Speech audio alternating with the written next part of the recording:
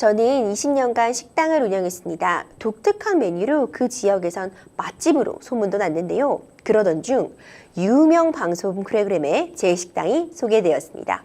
이때부터 전국에서 찾아온 손님들로 식당은 문전성시를 이루었는데 얼마 전부터 주변에서 자꾸 연락이 왔습니다. 제가 개발한 메뉴와 똑같은 메뉴를 파는 식당들이 여기저기 있다는 겁니다. 게다가 최근에 누군가 메뉴의 이름을 상표 등록까지 한 사실을 알게 되었습니다. 양심 없이 제 메뉴를 그대로 따라하는 업체의 판매를 막을 수는 없을까요? 이런 사연 접수가 되었어요. 변호사님, 먼저 좀 중요한 법적인 개념이 등장했습니다. 상표권, 이런 내용이 나왔는데요. 상표권, 이 개념 같은 거 좀 정리 부탁드릴게요. 네. 먼저 이제 상표권에 대해서 말씀을 드리면 먼저 상표라는 거를 아셔야 되겠죠. 상표라는 건 뭐냐면 어떤 타인의 상품이나 서비스와 나의 상품과 서비스가 어떤 구별되는 그런 식별 표지라고 생각하시면 되는데요. 그런 상표에 대해서 상표권이 언제 생기냐면 상표 등록을 하게 됩니다. 내가 출원해서 상표가 등록이 되면 이제 상표권이라는 권리가 생기는데요.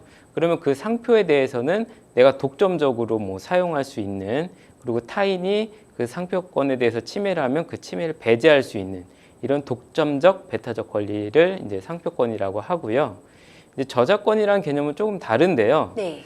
저작권이란 거는 이렇게 먼저 저작물이란 걸 아셔야 되겠죠. 저작물이란 건 인간의 사상이나 표현, 이런 인간의 사상 또는 감정을 표현한 창작물인데요. 저작물이 되기 위해서는 인간의 사상이나 표현만 남겼다고 되는 게 아니라 창작성이 인정이 돼야 됩니다.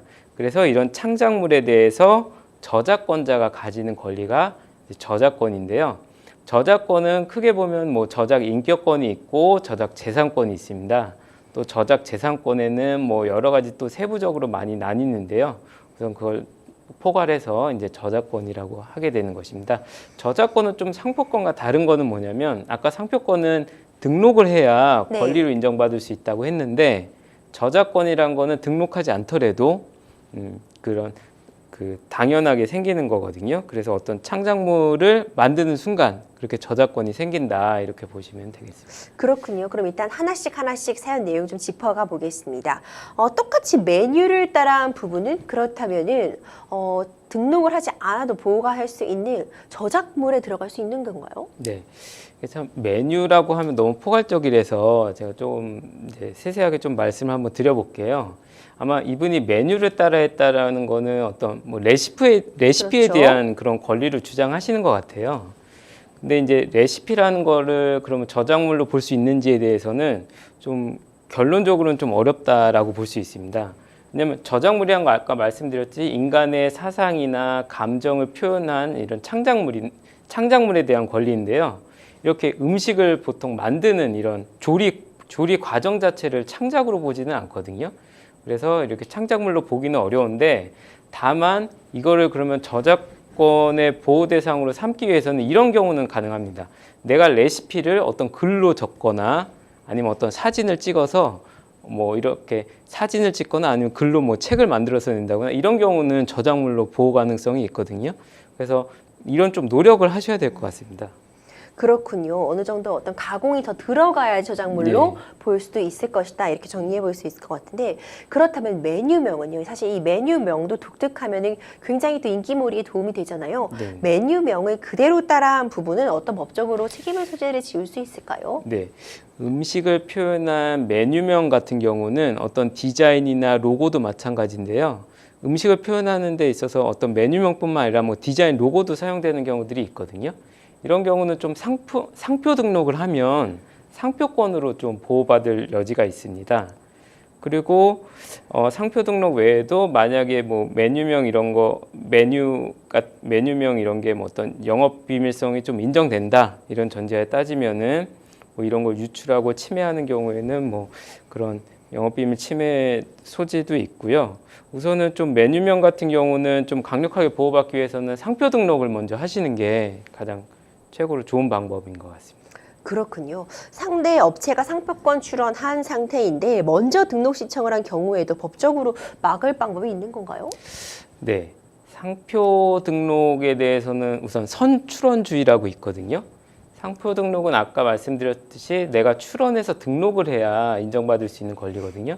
그렇기 때문에 내가 상표를 기존부터 쓰고 있었지만 다른 사람이 먼저 등록을 했다. 그러면 그 사람의 상표권이 우선하게 되는 것입니다. 근데 이런 예외가 또 있어요. 이제 출원주의냐 사용주의냐 이런 견해 드립이 있는데요.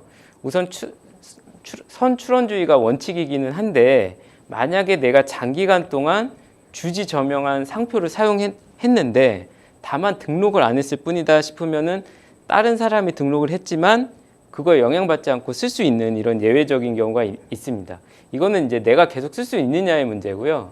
아까 그러면 선출원한 사람의 상표 등록을 막을 수 있느냐 이거에 대해서 답을 드리면은 상표 등록을 받을 수 없는 상표에 대해서 상표법에 규정이 있습니다. 어떻게 규정이 되어 있냐면 상표법 34조 1항 9호에 보면은 타인의 상품을 표시하는 것이라고 수요자들이 널리 인식되어 있는 이런 상표에 대해서는 상표 등록을 할 수 없다 이렇게 그 법률 규정이 있거든요. 따라서 만약에 내가 이미 수요자들한테 널리 알려져 있는 상표를 사용하고 있었는데 다른 사람이 먼저 출원해 버렸다. 이런 경우에는 사실 상표 등록을 받아주면 안 되는 경우였었거든요. 그렇죠. 이런 경우에는 만약에 상표 등록이 되기 전이라면 뭐 이의 제기를 하거나 뭐 정보 제공 제도나 뭐 이런 걸 통해서 상표 등록이 부적합하다라는 걸 좀 다퉈보시고요. 만약에 그런 상표라는 점이 간과되고 상표 등록이 된 경우라면은 상표 등록 무효 심판 청구 이런 거를 한번 고려해서 상표 등록의 효력을 좀 없애볼 수가 있겠습니다. 그렇군요. 그렇다면 이 잘 나가는 가게의 유명세에 편승해서 그런 얌체 짓을 하는 그런 업체를 막으려면 상담자님께서는 어떻게 대응을 할 수 있을까요? 네, 이것도 이제 방법이 여러 가지가 있는데요. 아까 레시피 같은 경우는 좀 저작권으로 보호받기는 좀 어렵다 이렇게 말씀을 드렸잖아요. 뭐 그걸 책으로 내거나 아니면 뭐 사진을 찍어서 어떤 창작성을 부여해서 저작권으로 보호받는 방법을 한번 고려해 보실 수가 있고요. 그 다음에 레시피란 거를 특허 등록을 한 경우도 있거든요. 그래서 이런 사례도 진짜 있기 때문에 다만 특허 등록이 되려면 특허의 요건을 갖춰야 됩니다. 신규성, 뭐 진보성 이렇게 얘기를 하는데요. 쉽게 얘기하면 기존에 없던 새로운 레시피, 기존의 레시피와 전혀 획기적인 발전을 이룬 그런 레시피라는 거를 이제 그런 게 있다면 특허 등록을 할 수 있는 요건에 해당하기 때문에 한번 특허 등록을 해보시는 것도 좋을 것 같습니다. 근데 다만 이제 특허 등록을 하면 어떤 문제가 있냐면요. 특허 등록을 하면 어떤 특허 기간 동안 좀 보호를 받을 수는 있는데 그 특허를 하는 순간 나의 레시피는 공개될 수밖에 없거든요. 특허는 다 공개되는 거기 때문에 이런 단점이 있고요. 근데 만약에 이런 나의 레시피나 어떤 이런 그 비밀, 영업 비밀 같은 게 이제 노출되기를 원하지 않는다. 그러면 이제 특허 등록보다는 좀 영업 비밀 보호를 하는 방향을 좀 고려해 보시면 될 것 같습니다. 뭐 부정경쟁 방지법에 의하면 영업 비밀을 좀 보호해 주고 있거든요. 그러면 이렇게 내가 이제 얌체 업체가 어림짐작으로 뭐 이렇게 대충 자기네들이 뭐 음식 맛을 보거나 해서 이제 어림짐작으로 하는 거는 어떻게 영업 비밀 침해라고 보기는 어렵고요. 어떤 그런 레시피가 유출되는 경우들이 또 있을 거란 말이죠. 근데 이런 경우를 부정경쟁 방지법에 의해서 영업비밀 침해다 이렇게 주장하기 위해서는 그냥 어떤 특별한 내가 영업비밀이라고 주장해서만 되지는 않아요. 그래서 영업비밀로 내가 관리를 해야 되거든요. 그러니까 물론 뭐 비밀로서의 가치가 있어야 되고 그다음에 비밀로 가치가 있더라도 내가 비밀로서 계속 관리를 잘 해야 됩니다. 그래서 레시피를 뭐 직원 누구나 볼 수 있게 하는 게 아니라 뭐 진짜 어떤 거기에 대표만 볼 수 있게 한다든가 이렇게 좀 어떤 뭐 이렇게 영업 비밀을 보호할 때도 어떤 금고에 넣는다든가 뭐 컴퓨터에 보관할 때도 어떤 비밀번호를 해서 이렇게 시건 장치를 해서 보관한다든가 이렇게 영업 비밀로 좀 관리해 놓으실 필요가 있다. 이렇게 말씀드릴 수 있고요. 그리고 아까 이제 상표 등록도 한번 고려해 보실 수 있을 것 같습니다. 그렇다면 변호사님 상표 등록을 무효로 하려면 네, 상표 등록 무효 심판 청구 같은 걸 하려면 네. 일반적인 경우보다 절차가 좀 빠르게 진행되는지 이런 네. 것도 좀 궁금하거든요. 네. 우선 이제 상표 등록 무효 청구는 어디다 하냐면 이제 특허심판원이라는 데서 하거든요. 근데 거기서 이제 심결을 해서 이게 무효 여부를 이제 판정을 하게 되는데요. 이거는 뭐 건 바이 건으로 뭐 예측하기는 좀 어렵지만 보통 이제 심판 기간을 대략 한 10개월 정도라고 합니다.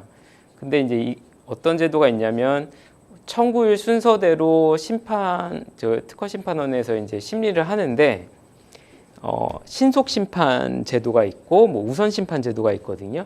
그래서 만약에 신속 심판 청구를 해서 그게 받아들여지면 한 3개월 내에 이제 그 심결을 하게 되어 있고요.